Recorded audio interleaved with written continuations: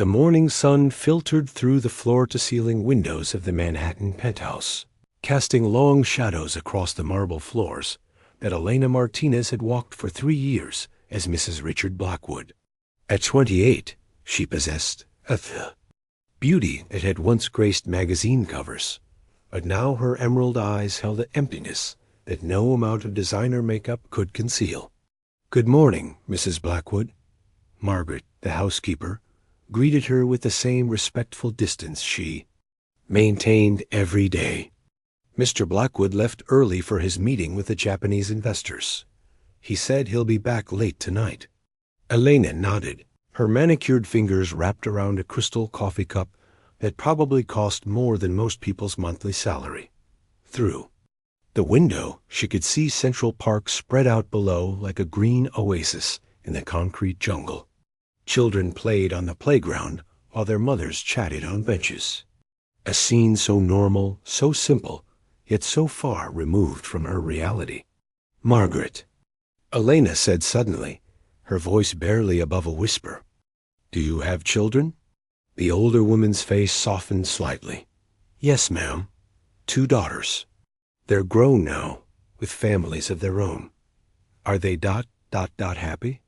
Margaret paused, studying Elena's face with the wisdom of someone who had seen too much in her 60 years. "They have their struggles, Mrs. Blackwood, but yes, they're happy. They have love, real love, not just comfort." The words hung in the air like a prayer Elena had been afraid to speak. She had everything money could buy: a penthouse overlooking Central Park, a summer home in the Hamptons, jewelry that belonged in museums, and a husband who was one of the most successful hedge fund managers on Wall Street.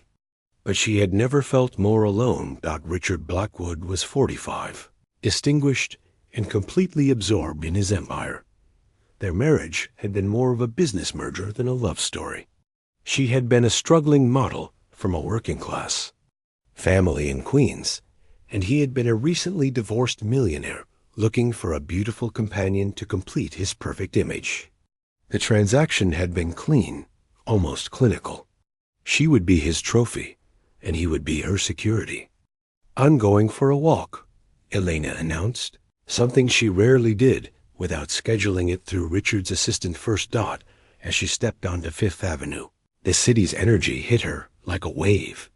Street vendors called out their wares, tourists snapped photos, and business people rushed past with determined expressions. She walked aimlessly, her designer heels clicking against the pavement, until she found herself standing in front of a small community center in the East Village. Through the window, she could see women of all ages sitting in a circle, some laughing, others crying, all of them engaged in what appeared to be an intense conversation.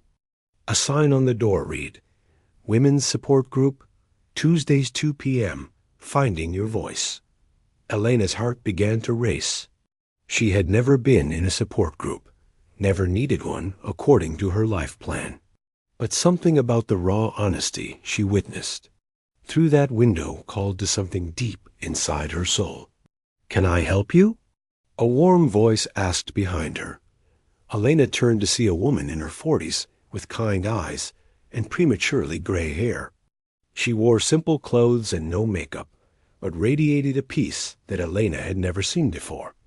"I'm sorry. I was just ... Elena began, then stopped. She didn't know what she was doing. "I'm Sarah Chun.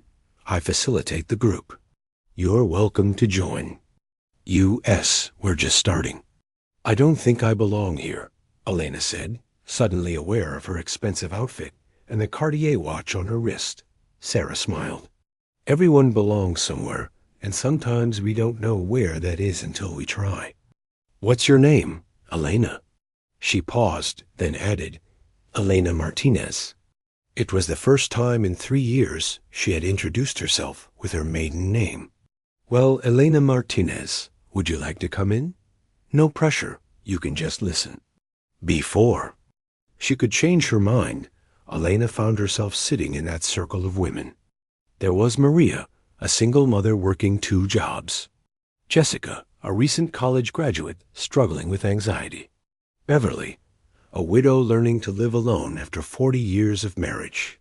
And 6 others, each carrying their own story of pain and hope. Today, we're talking about moments that changed us, Sarah began. Times when we realized we needed to make a different choice. As the women shared their stories, Elena felt something she hadn't experienced in years: recognition. These women were struggling with real problems, but they were fighting for something authentic. They were choosing courage over comfort, truth over security. When it was her turn to speak, Alana's throat tightened. I don't know if I have anything to share. My life is complicated. Complicated how? Sarah asked gently. Elena looked around the circle at these women who had bared their souls to strangers. I have everything I thought I wanted, but I feel like I'm disappearing. Like I'm not even a real person anymore. The room fell silent, but it wasn't uncomfortable. It was the silence of understanding. When was the last time you felt like yourself? Maria asked. Elena thought back, sifting through years of charity galas, business dinners, and perfectly orchestrated social events. I can't remember, she whispered. And for the first time in years, she felt tears threatening to spill. She excused herself before the waterworks could begin, rushing out into the afternoon heat. But as she walked home to her golden cage, something had shifted. A seed of awareness had been planted, and Elena Martinez, not Mrs. Richard Blackwood, was beginning to wake up. That evening, as she sat in her pristine living room waiting for Richard to return from his late meeting, Elena stared at her reflection in the black windows.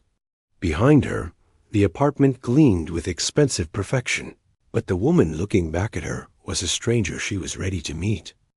3 weeks had passed since Elena's first visit to the support group, and she had returned every Tuesday since. Each session felt like peeling back layers of a person she had forgotten existed. Richard remained oblivious to her weekly disappearances, assuming she was shopping or getting treatments at the spa, as she had done for the past 3 years. On this particular Tuesday, the group was smaller than usual. Sarah sat across from Elena, along with Maria, Jessica, and 2 new faces, women who carried the same look of desperate hope that Elena now recognized she had worn that first day. I want to share something, Elena said, her voice stronger than it had been in weeks. I've been thinking about authenticity, about what it means to be real with the people we love. Sarah nodded encouragingly. Tell us more. I've been married for 3 years, and I don't think my husband knows anything real about me. I don't think I've let him. Elena's hands trembled slightly as she spoke. But I also don't think he's ever asked. What would you want him to know? Jessica asked. At 22, she possessed a directness that Elena envied. That I wanted to be a teacher before I became a model. That I speak 3 languages because my grandmother insisted on it. That I miss my family in Queens, even though I rarely see them anymore. That I dream about having children, but I'm terrified I wouldn't know how to love them properly because I've forgotten how to love myself. The words poured out of her like water through a broken dam. She told them about her mother, who cleaned office buildings at night to support Elena's modeling career. About her father, who died when she was 16 and never got to see her succeed. About her younger brother Miguel, who was studying engineering and who she hadn't spoken to in months because their worlds had grown so far apart. I became someone I thought would be safe, Elena continued. Someone beautiful and quiet and perfect. But I was never safe. I was just invisible. Maria leaned forward. What would happen if you became visible? Elena considered this question. As she walked home that evening, the September air was crisp, and the city was transitioning from summer to fall. She had always loved this time of year, the possibility of change, of new beginnings. But for the past 3 years, the seasons had changed around her while she remained frozen in place. When she arrived at the penthouse, She found Richard in his study, surrounded by financial reports and talking animatedly on the phone about a deal in Tokyo. He looked up when she entered, his eyes taking in her appearance with the same analytical gaze he used to evaluate investments. "You look different," he said after ending his call. "Are you feeling all right?" "I'm fine," Elena replied automatically, then caught herself. "Actually, no, I'm not fine. I haven't been fine for a long time." Richard set down his papers, giving her his full attention for the first time in months. "What's wrong? Are you sick?" "I'm not sick, Richard. I'm just lost." He stood and walked toward her, his businessman's instincts kicking in. "Lost how? Do you need to see someone? Dr. Harrison? Or maybe you need a vacation. We could go to the Hamptons this weekend." Elena shook her head. "I don't need a vacation. I need to figure out who I am." "Who you are?" Richard looked genuinely confused. "Elena, you're my wife. You're beautiful, intelligent, you have everything you could want. What more is there to figure out?" The simplicity of his response broke something inside her. "What's my favorite book, Richard?" "I what?" "My favorite book. We've been married for 3 years. What's my favorite book?" Richard stared at her as if she was speaking a foreign language. "Idon single quotes T. Why does that matter?" "What about my favorite? Food? My biggest fear? My dreams? What do I want to do with my life?" "Elena, you're scaring me. Where is this coming from?" She looked at this man she had promised to love and honor, this stranger who shared her bed and her name, but not her life. "I've been going to a support group." "A support group?" Richard's voice sharpened. "For what? Are you having problems? Are you seeing a therapist? Why didn't you tell me?" "Because I knew you would try to fix it instead of understanding it." "Of course I would try to fix it. That's what husbands do. If something's wrong, we fix it." Elena sat down on the leather sofa, suddenly exhausted. "Not everything can be fixed, Richard. Some things need to be felt, understood, accepted." "I don't understand what you want from me." "I want you to know me. Really know me. And I want to know you. Not Richard Blackwood, the hedge fund manager, but Richard, the person you were before you became successful." Richard loosened his tie, a gesture Elena recognized as his way of buying time when he was uncomfortable. "I don't know what you mean." "When was the last time you were genuinely happy? Not satisfied with a deal or pleased with a profit margin, but actually happy?" He was quiet for a long moment. "I don't remember." "That's what I mean." They sat in silence, the weight of unspoken truths filling the space between them. Finally, Richard spoke. "What do you want to do about it?" "I want to try to be honest with each other, starting now." "Okay," he said, though his voice carried the cautious tone of someone agreeing to terms he didn't fully understand. Elena took a deep breath. "I want to have children, Richard. I want to be a mother. But I'm terrified that I've waited too long, that I've become too disconnected from myself to be a good mother." Richard's expression softened. "Elena, we've never talked about children. I know. I was waiting for the right time, but I realize now that the right time was always now. I just wasn't brave enough to say it.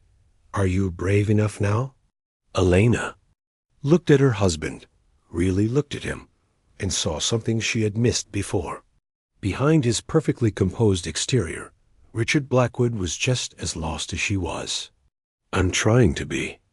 That night, they lay in bed talking until dawn, sharing stories they had never told each other. Richard spoke about his childhood in Boston, about a father who was never satisfied with his achievements, about his first marriage that ended because he chose work over love. Elena told him about her dreams of teaching, about her guilt over leaving her family behind, about the loneliness she carried even in crowded rooms. As the sun rose over Manhattan, Elena felt something she hadn't experienced in years: hope. Not the artificial hope of a perfect life, but the messy, complicated hope of real connection. She was beginning to understand that crying at the right time meant crying when you needed to, not when it was convenient. And maybe, just maybe, she was ready to find out what happened when she stopped being perfect and started being real. The next few weeks brought an unexpected rhythm to Elena and Richard's marriage. They began having dinner together without phones or work documents, sharing stories from their days and slowly, carefully, getting to know each other. Elena continued attending her support group, and Richard, surprisingly, started seeing a therapist at her suggestion. On a rainy Thursday evening in October, Elena was preparing dinner when Richard came home earlier than usual. His face was pale, and his usually perfect composure was cracked. "Richard, what's wrong?" He set down his briefcase and loosened his tie, a gesture that had become familiar over the past month. "I need to tell you something, and I need you to listen to the whole thing before you react." Elena's heart began to race. "Okay, the SEC is investigating my firm. They think we've been involved in insider trading." The words hit Elena like a physical blow. She sank into a chair, her mind racing. "Are you? Did you ... I didn't do anything illegal, Elaine, but some of my partners did, and because I'm the managing partner, I'm responsible. My assets are going to be frozen while they investigate. The house, the cars, the accounts, everything." Elena stared at him, processing not just the words, but the implications. Their entire life was built on Richard's success, his wealth, his status. "How long have you known?" "I got the call this morning. The lawyers think it could take months, maybe years, to sort out. And even if I'm cleared, the firm is finished. My reputation is destroyed." Elena stood and walked to the window, watching the rain streak down the glass. Below, people hurried along the sidewalk with umbrellas, living their normal lives while hers was collapsing around her. "Elena, please say something." She turned to face him. "What do you want me to say?" "I want you to tell me that we'll figure this out together. That you're not going to leave me." "Leave you?"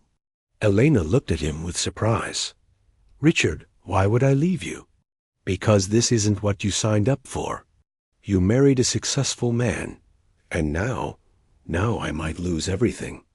Elena walked back to him, seeing him clearly for perhaps the first time. "Is that what you think? That I married you for your money? Didn't you?" The question hung between them like a challenge. Elena could have been offended, could have denied it, but their recent commitment to honesty demanded more. "Partly," she admitted, "but not entirely. I married you because I was scared and you felt safe. I married you because I thought your success would make me valuable.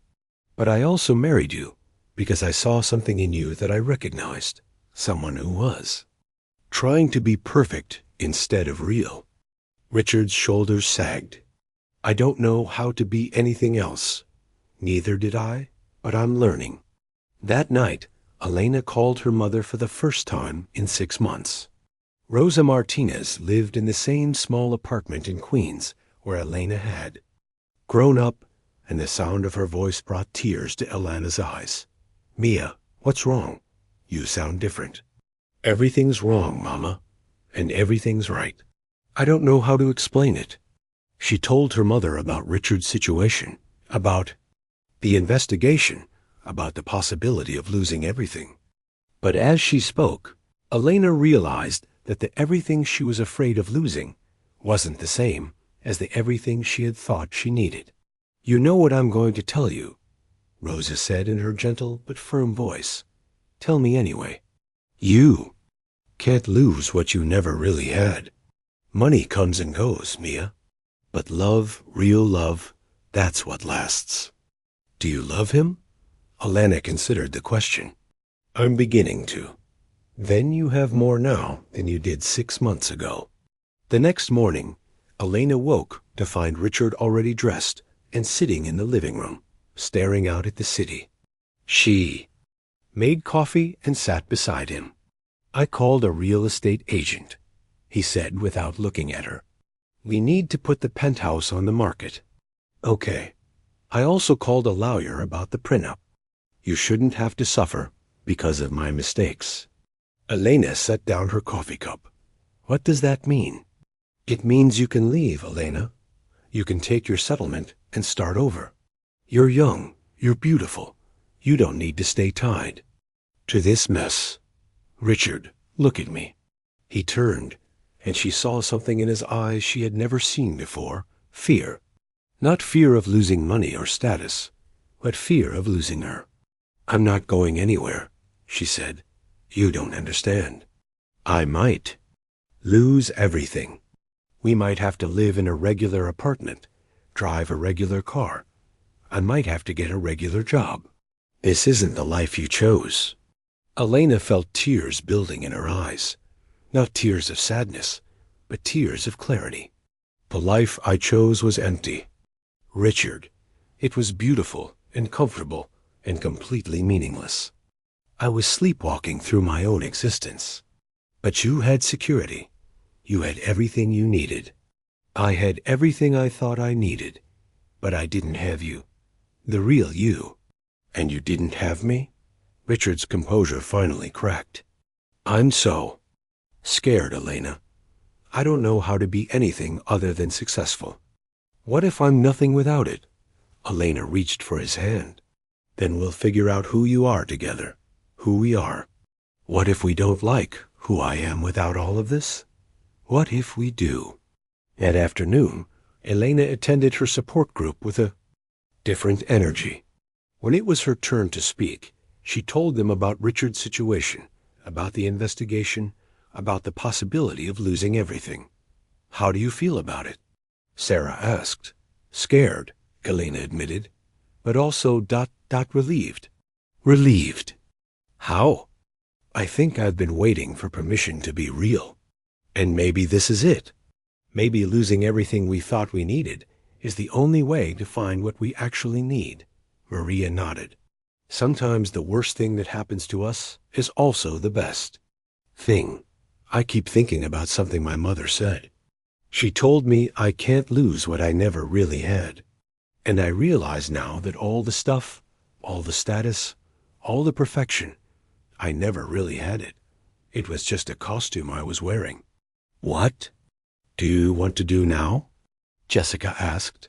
Elena smiled, and for the first time in months, it felt genuine. I want to support my husband. I want to learn who we are when we're not trying to be perfect. And I want to teach again. I want to do something that matters. As she walked home that evening, Elena felt a lightness she hadn't experienced in years. The city looked different somehow, more vibrant, more alive. She was about to lose everything she had thought she wanted, and instead of feeling devastated, she felt free. When she arrived at the penthouse, she found Richard packing boxes in his study. He looked up when she entered, his face etched with worry. The lawyers want to see all my financial records. They're going to go through everything. Elena walked over to him and gently took the papers from his hands. Richard, stop. I can't. Stop. I have to. You have to breathe. You have to remember that you're not alone in this. She pulled him into her arms, and for the first time in their marriage, she felt him truly lean into her. His walls were coming down, and so were hers. I don't know how to do this, he whispered against her hair. Neither do I, but we'll figure it out together.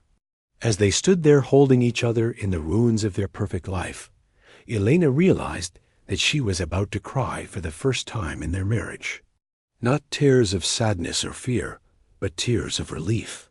She was finally ready to be real, to be vulnerable, to be human. And maybe, just maybe, that was exactly what they both needed. 6 months later, Elena stood in the small kitchen of their one-bedroom apartment in Brooklyn, making coffee in a machine that had cost $30 instead of $3,000. The morning sun streamed through windows that faced a courtyard. instead of Central Park, and she had never felt more at home. At home, Richard was at the kitchen table, reading job postings on his laptop. The investigation had concluded with him being cleared of any wrongdoing, but his reputation on Wall Street was destroyed. At 45, he was starting over, and the transformation in him was remarkable. There's a position at a non-profit financial consulting firm, he said, looking up from his screen. It pays about 1/10 of what I used to make. Are you interested in it? I think I am.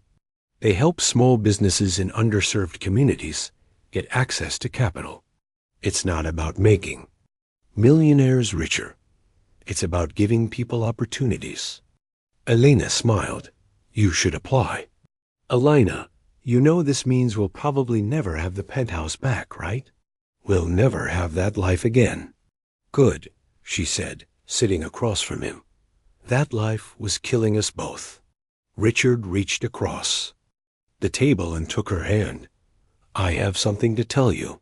What? I've been thinking about what you said that night, about having children, about being a mother. Elena's heart began to race.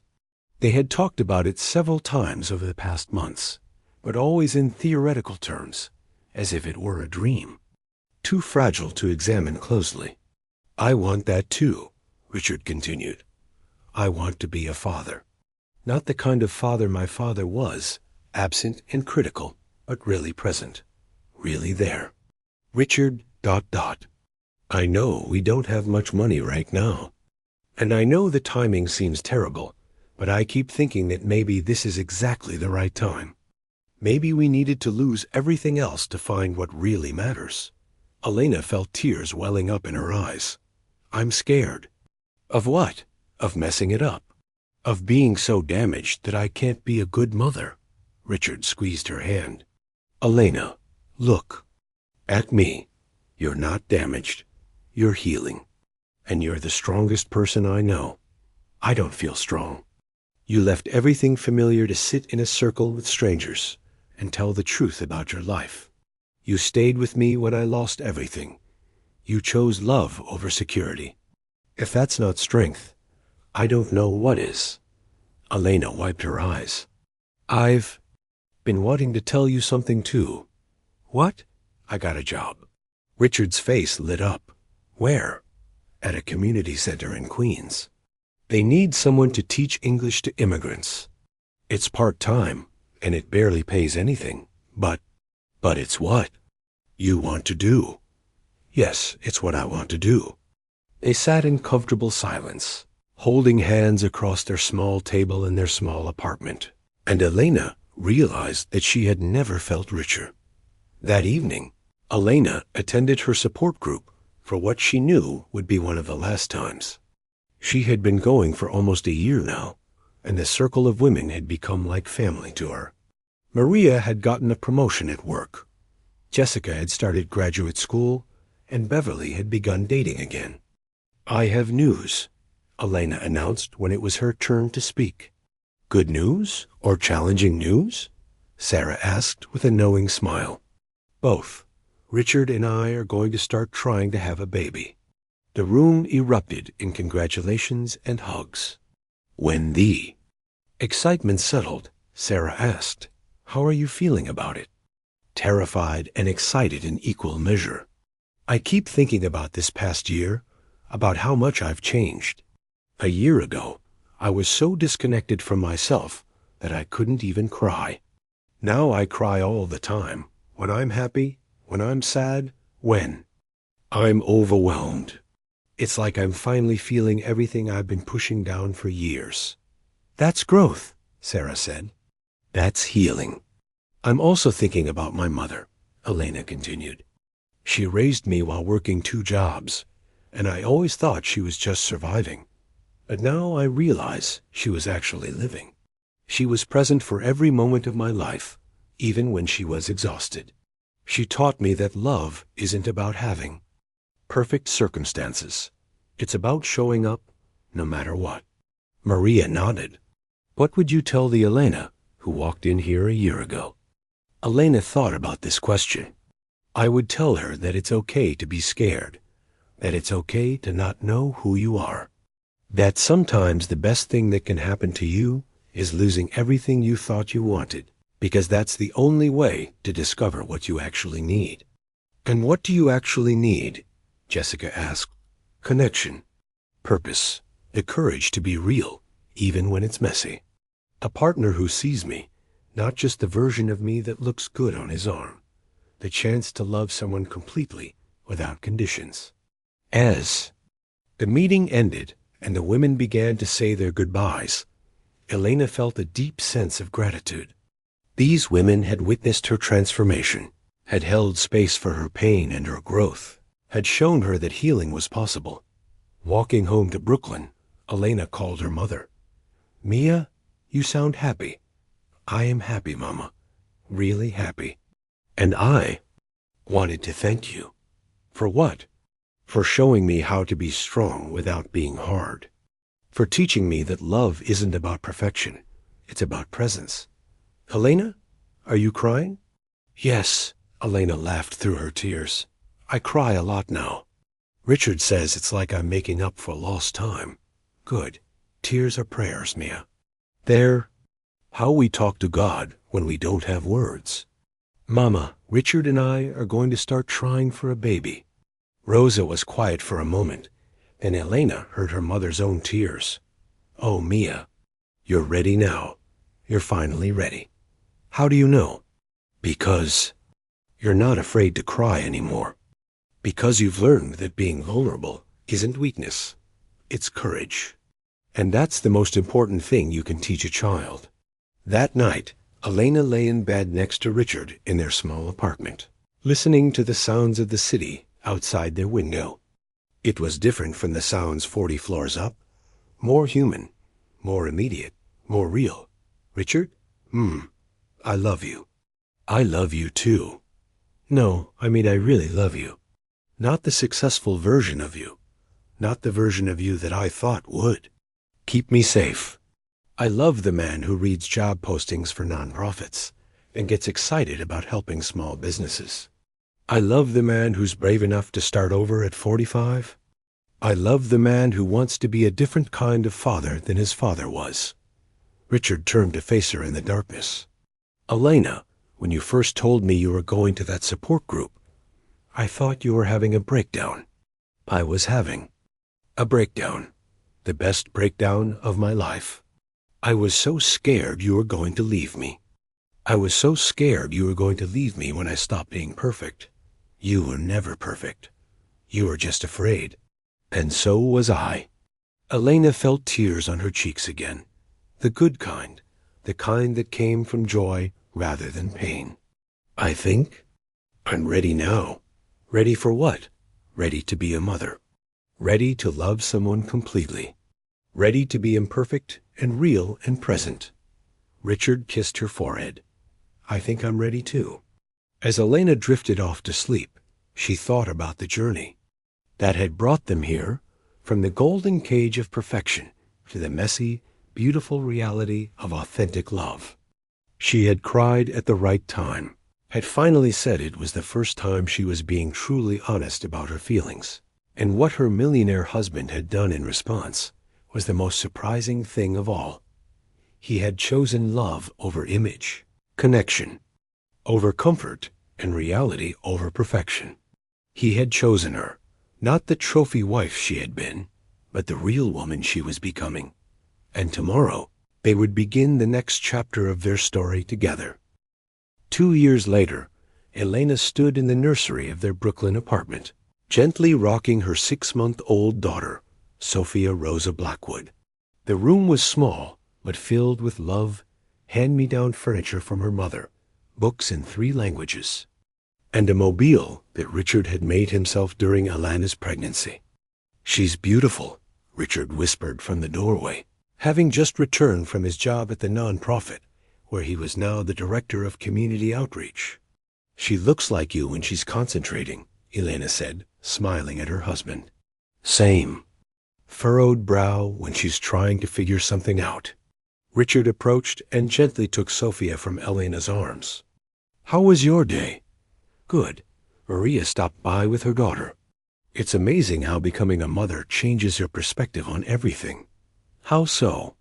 Elena watched Richard with their daughter, marveling at the gentleness in this man who had once been so focused on winning at all costs. I keep thinking about perfection, about how I spent so many years trying to be perfect, and now I'm raising a little person who's perfect exactly as she is, messy and demanding and real.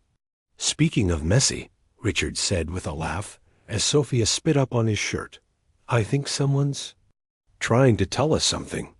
Elena grabbed a burp cloth, but instead of being frustrated, they both laughed. 6 months of parenthood had taught them to find joy in the chaos, to embrace the beautiful imperfection of real life. I have something to tell you, Elena said as she cleaned Sophia's face. Good news or challenging news? Both. You know how I've been thinking about expanding the ESL program at the community center? Yes. I got a call today. There's a grant available for innovative education programs. If I write a proposal and get it approved, I could start a program that teaches English through parenting classes. Help immigrant mothers learn the language while learning about child development. Richard's eyes lit up. Elena, that's incredible. You should absolutely do it. It would mean longer hours, more responsibility. Are you sure you're okay with that? Are you kidding? I'm proud of you. You've found your calling. Elena felt tears welling up, still a regular occurrence. But now they were tears of joy and gratitude, rather than sadness and frustration. I never thought I'd be the kind of person who could make a difference. You make a difference every day. To me, to Sophia, to your students. You changed my life just by being brave enough to be real. That evening, after Sophia was asleep, Elena and Richard sat on their small couch, sharing a bottle of wine and talking about their dreams. It had become their favorite ritual. No phones, no distractions, just conversation and connection. I've been thinking about that night, Richard said. When you first told me you weren't fine. What about it? I was so scared that you wanted to leave me. I couldn't understand why you would want to change something that looked so perfect from the outside. Elena curled up against him. I wasn't trying to change you. I was trying to find me. But you changed me anyway. You showed me that success without connection is just expensive loneliness. What would you tell the Richard from 3 years ago? Richard considered this. I would tell him that losing everything was the best thing that ever happened to him. That money is just a tool, not a measure of worth. That being vulnerable isn't dangerous. It's the only way to really live. And what would you tell the Elena from 3 years ago? I would tell her that she was already enough, that she didn't need to be perfect to be loved, that crying at the right time isn't about timing. It's about finally feeling safe enough to be human. Elena smiled. I think about that support group sometimes, about how scared I was to walk in there that first day. What scared you most? That they would see through me, that they would know I was a fraud, that I was just a trophy wife who didn't deserve to be there. And what did you discover instead? That everyone there was just as scared as I was. That we were all just trying to figure out how to be real in a world that rewards pretending. Richard kissed the top of her head. I love who you've become. I love who we've become. The next morning, Elena woke early and spent a few minutes journaling, another practice she had developed over the past year. She wrote about her dreams for the education program, about watching Sophia discover the world, about the deep contentment she felt in their small but authentic life. As she wrote, she reflected on the journey that had brought them here. 3 years ago, she had been a woman who couldn't cry, who had forgotten how to feel, who was slowly disappearing into a life of beautiful emptiness. Now she was a mother, a teacher, a wife who knew and was known by her husband, a woman who had learned that the right time to cry was whenever you needed to. What are you writing about? Richard asked, appearing in the kitchen with Sophia in his arms. "About surprise," Elena said, closing her journal. "About how you surprised me. How so?" Elena stood and took Sophia from him, breathing in that sweet baby smell that never got old. "When I first cried in front of you, really cried, not just polite tears, I was so afraid you would see it as weakness, that you would be disappointed in me for not being the perfect wife anymore. And instead, you stayed. You listened. You chose to know me rather than know about me. You gave up everything you thought defined you to become someone real." Richard poured coffee for both of them, a simple morning ritual that had become sacred. "You know what the real surprise was for me?" "What?" "I thought I was giving up everything when I lost the money, the status, the career. But what I was actually giving up was the prison I had built around myself. The money wasn't freedom. It was just expensive chains." Elena settled into the chair by the window where she often nursed Sophia, watching the neighborhood come alive. Children walked to school with their parents. Elderly neighbors tended small gardens. People headed to work on the subway. It was ordinary life, and it was beautiful. "I want to tell you something," Elena said softly. "Something I've never told anyone." Richard sat across from her, giving her his full attention, a skill he had developed over the past 3 years. "The night before I went to that support group for the first time, I had a dream. I dreamed about my father. Elena's father had died when she was 16, and she rarely spoke about him. The loss had shaped her in ways she was only beginning to understand. What did he say in the dream? He told me I was hiding. He said I was so afraid of being hurt that I had stopped being alive. And then he said something I'll never forget. 'Mia, you can't love someone while you're pretending to be someone else. Love requires showing up as yourself.'" Tears rolled down Ilana's cheeks as she spoke. "When I woke up, I knew I had to do something different. One had to stop pretending." "Is that why you went to the group?" "Yes, I was terrified, but I knew my father was right. I was disappearing, and I was taking our marriage with me." Richard reached across the small space and wiped her tears. "I'm glad you listened to him." "Me too, because what you did, the way you responded when I stopped being perfect, that's the real surprise. You could have left. You could have found another trophy wife. Instead, you chose to become real too. Elena, I need to tell you something I've never told you." "What?"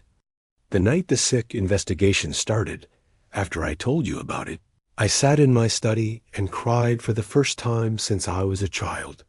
I cried because I was terrified of losing you. I cried because I realized I didn't know who I was without the money and the success. But mostly, I cried because I realized I had been sleepwalking through my own life." Elena shifted Sophia to her other arm, touched by this confession. "What did you decide that night?" "I decided that if I was going to lose everything anyway, I might as well try to find out who I really was.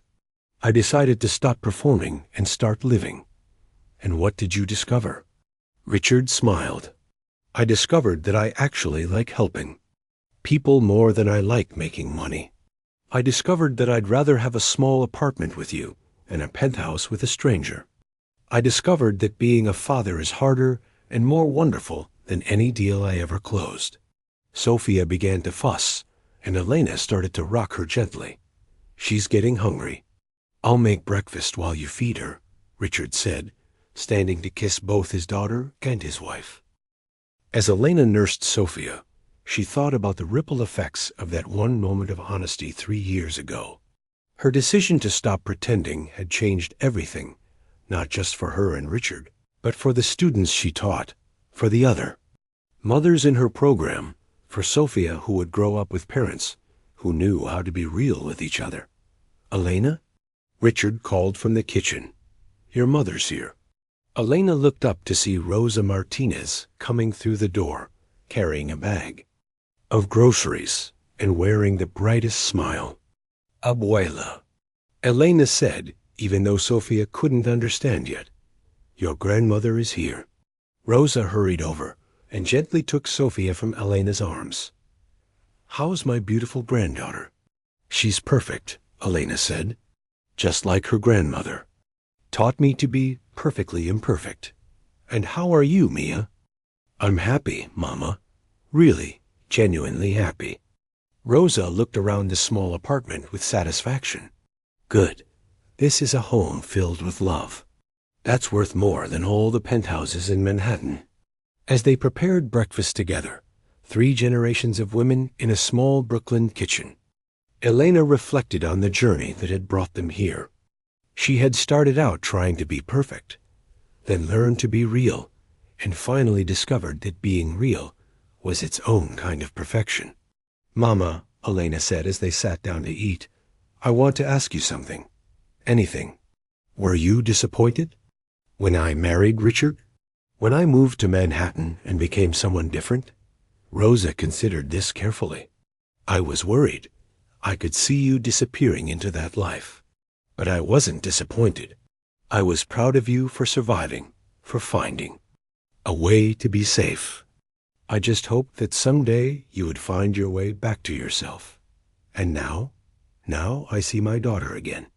The girl who wanted to change the world by teaching, who cried at movies, who laughed too loud and loved too much. You didn't lose her.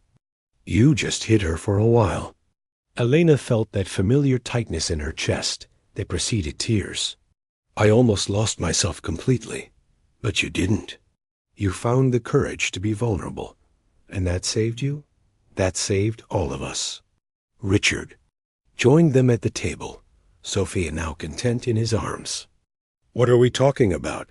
About courage, Rosa said. About how my daughter taught her husband to be brave. I think we taught each other, Richard said, looking at Elena with the kind of love that comes from truly knowing someone. Later that afternoon, Elena walked to the community center where she taught, pushing Sofia in her stroller through the familiar streets of Queens.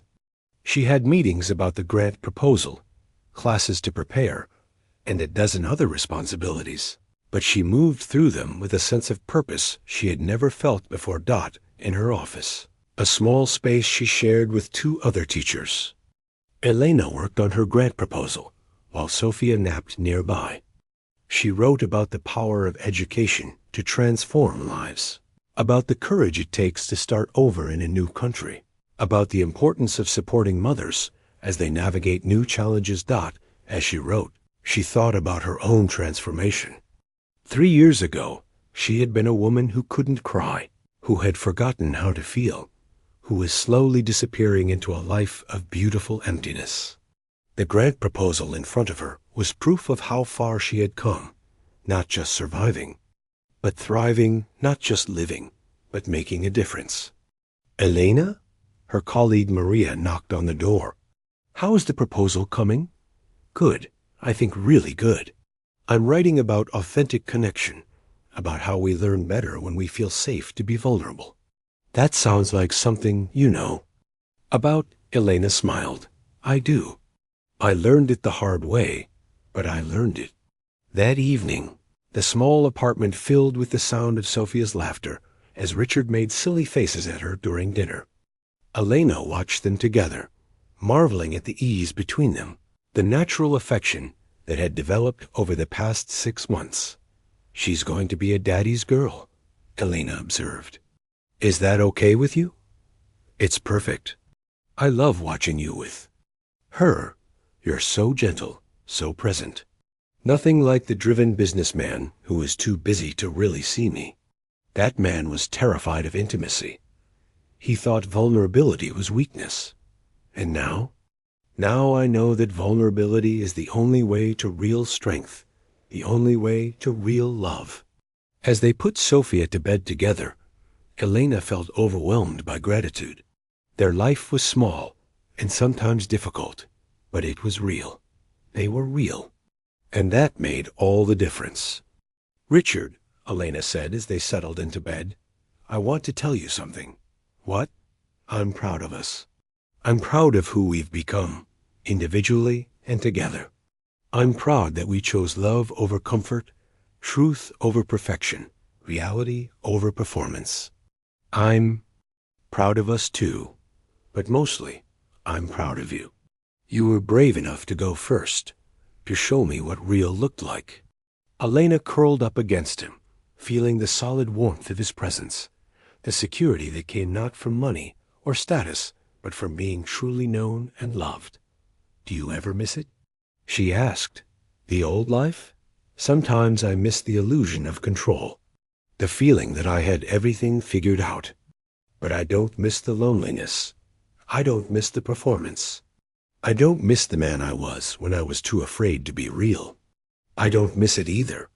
I miss the security sometimes, but I don't miss the emptiness. They lay in comfortable silence, listening to the sounds of the city outside their window, to Sophia's gentle breathing through the baby monitor, to the rhythm of their own contentment. Elena? Thank you. For what? For crying at the right time, for having the courage to be real, for showing me that love isn't about perfection, it's about presence. Elena smiled in the darkness. Thank you for staying, for choosing to know me instead of leaving me, for becoming the man I always hoped you could be. I love you. I love you too. As Elena drifted off to sleep, she thought about the title of her story, about crying at the right time, about it being the first time she had been truly honest, about her feelings, about what her millionaire husband had done in response. He had surprised her completely. Instead of leaving when she stopped being perfect, he had chosen to become imperfect too. Instead of finding another trophy wife, he had chosen to become a real husband. Instead of choosing image over substance, he had chosen love over everything else. And in the morning, they would wake up in their small apartment, with their beautiful daughter, in their authentic life, and continue writing their story together. Not as perfect people, but as real ones, learning to love each other exactly as they were. The surprise wasn't that a millionaire husband could lose everything and survive. The surprise was that losing everything had been the beginning of having everything that mattered. Elena fell asleep smiling, grateful for the breakdown that had led to the breakthrough, for the courage to cry when she needed to, and for the man who had chosen to catch her tears instead of walking away from them. Their story was just beginning. The end.